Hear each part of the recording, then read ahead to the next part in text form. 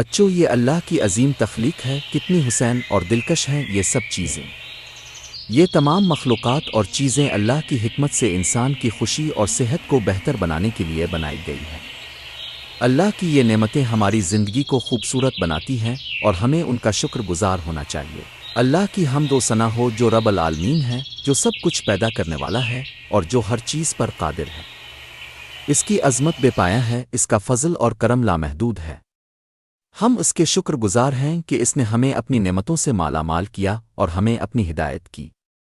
چلیں، گھر کی طرف چلیں، کھانا تیار کریں اور اللہ سبحانہ و تعالی کی برکتوں کے ساتھ کھائیں۔ بسم اللہ الرحمن الرحیم۔ دادا جی، کوئی اچھی سی سچی کہانی سنائیں۔ بچوں، آج میں تمہیں ایک سچی کہانی سنانے جا رہا ہوں جس میں حکمت، راز اور سچائی ہے۔ دور خلافت دوم میں مدینہ، جو کہ شہر نبی کہلاتا ہے، میں دو طاقتور قبائل آباد تھے جو اپنی جنگی صلاحیتوں کے لیے مشہور تھے۔ یہ قبائل نہ صرف میدان جنگ میں مضبوط تھے بلکہ ایک دوسرے کے قریبی دوست بھی تھے اور بہت سی باتوں میں ایک دوسرے کے ساتھ اتحادی تھے۔ ایک دن ایک عجیب و غریب واقعہ پیش آیا جس نے دونوں قبائل کے درمیان امن کو ہلا کر رکھ دیا۔ ان دونوں قبائل کی دو عورتیں ایک ہی دن بچے پیدا کرتی ہیں اور دونوں کو ایک ہی دائی کی مدد حاصل تھی۔ ایک عورت نے لڑکے کو جنم دیا اور دوسری نے لڑکی کو۔ دائی نے دونوں بچوں کی دیکھ بھال کے بعد دونوں بچوں کو بتائے بنا وہاں رکھ دیا۔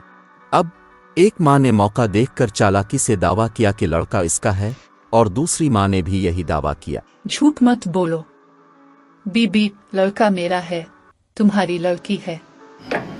یہ معاملہ دونوں قبائل کے سرداروں تک پہنچا، کیونکہ ان دنوں لڑکا ایک بڑی قیمتی چیز سمجھا جاتا تھا، ایک ایسا جنگجو جو قبائل کی حفاظت کرے گا۔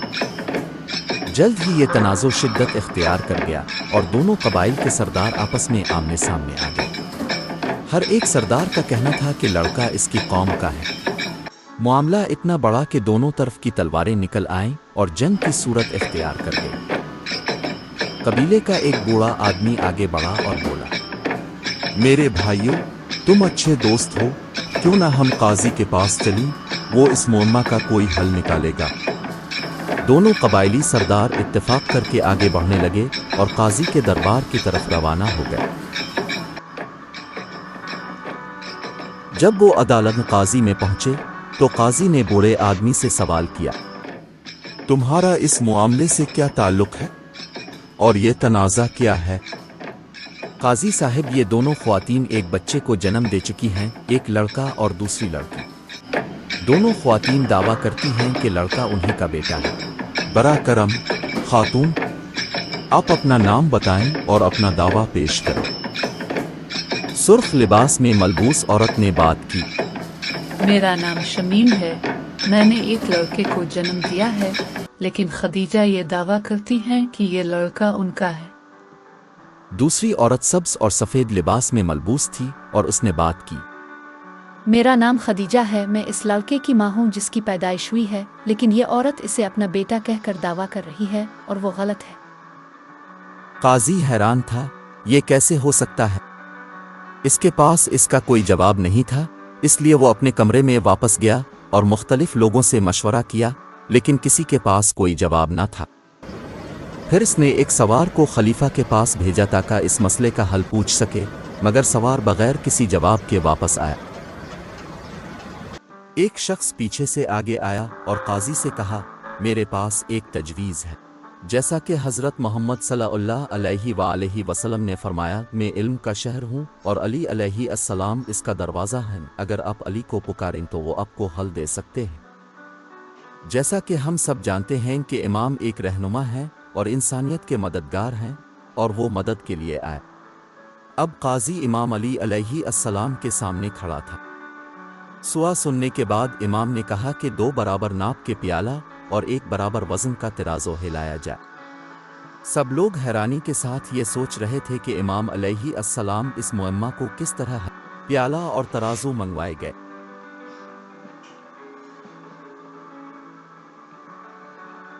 ان میں پانی بھر کر اس کا وزن اور مقدار کی تسلی کی گئی، اور یہ پایا گیا کہ دونوں پیالہ ایک ہی ناپ کے ہیں اور دونوں میں ایک ہی مقدار میں پانی تھا۔ اطمینان کرنے کے بعد ان دونوں پیالوں کو ان دونوں ماؤں کے حوالے کیا گیا تاکہ وہ ان میں اپنا دودھ بھر کر دیں۔ جب دونوں خواتین اپنے اپنے پیالہ دودھ سے بھر کر لائیں تو ہر ایک پیالہ کو ان کے کھڑے ہونے والے طرف پر ترازو پر رکھا گیا۔ یہ واقعہ پیش آیا کہ ترازو توازن کی حالت بدل گئی، ایک طرف اوپر اٹھ گئی اور دوسری نیچے چلی گئی۔ لوگ اس منظر کو دیکھ کر حیران رہ گئے۔ اس موقع پر امام نے فیصلہ سنایا۔ امام نے فرمایا، جیسا کہ ہم دیکھتے ہیں ترازو کی حالت بدل گئی ہے، ایک طرف اوپر ہے اور دوسری طرف نیچے۔ اور اگر ہم ماں کے دودھ کو دیکھیں جو سرخ رنگ میں ہے، یعنی شمیم کا دودھ، وہ دوسرے ماں کے دودھ سے ہلکا ہے جو خدیجہ کا ہے۔ چنانچہ لڑکا خدیجہ کا ہے اور لڑکی شمیم کی۔ ایک قبیلے جس کے خلاف مقدمہ کا فیصلہ آیا تھا، انہوں نے امام سے سوال کیا ہے، ہم اس فیصلے کو کیسے تسلیم کریں جو اس توازن پر مبنی ہے؟ ہمیں قرآن سے اس کی منطقی دلیل فراہم کیجیے۔ يوصيكم الله في أولادكم للذكر مثل حظ الأنثيين۔ اللہ تمہیں اولاد کے بارے میں حکم دیتا ہے، بیٹے کا حصہ دو بیٹیوں کے برابر ہے۔ اب ہر قبیلے نے فیصلے کو قبول کر لیا۔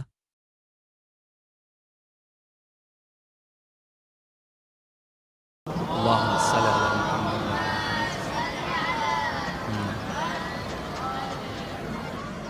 امام علی علیہ السلام کی حکمت کا ذکر بھی مشہور ہے۔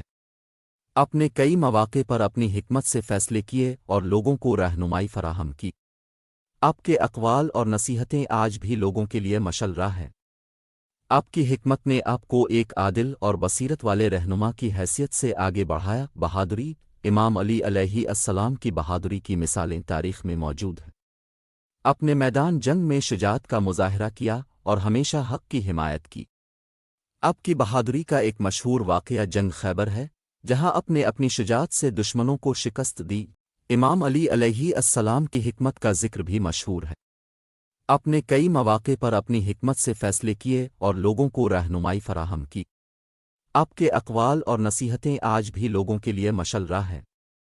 آپ کی حکمت نے آپ کو ایک عادل اور بصیرت والے رہنما کی حیثیت سے آگے بڑھایا۔ بہادری امام علی علیہ السلام کی بہادری کی مثالیں تاریخ میں موجود ہیں۔ اپنے میدان جنگ میں شجاعت کا مظاہرہ کیا اور ہمیشہ حق کی حمایت کی۔ آپ کی بہادری کا ایک مشہور واقعہ جنگ خیبر ہے، جہاں اپنی شجاعت سے دشمنوں کو شکست دی۔ امام علی علیہ السلام کی حکمت کا ذکر بھی مشہور ہے۔ اپنے کئی مواقع پر اپنی حکمت سے فیصلے کیے اور لوگوں کو رہنمائی فراہم کی۔ آپ کے اقوال اور نصیحتیں آج بھی لوگوں کے لیے مشعل راہ ہیں۔ آپ کی حکمت نے آپ کو ایک عادل اور بصیرت والے رہنما کی حیثیت سے آگے بڑھایا۔ بہادری امام علی علیہ السلام کی بہادری کی مثالیں تاریخ میں موجود ہیں۔ اپنے میدان جنگ میں شجاعت کا مظاہرہ کیا اور ہمیشہ حق کی حمایت کی۔ آپ کی بہادری کا ایک مشہور واقعہ جنگ خیبر ہے، جہاں اپنی شجاعت سے دشمنوں کو شکست دی۔ امام علی علیہ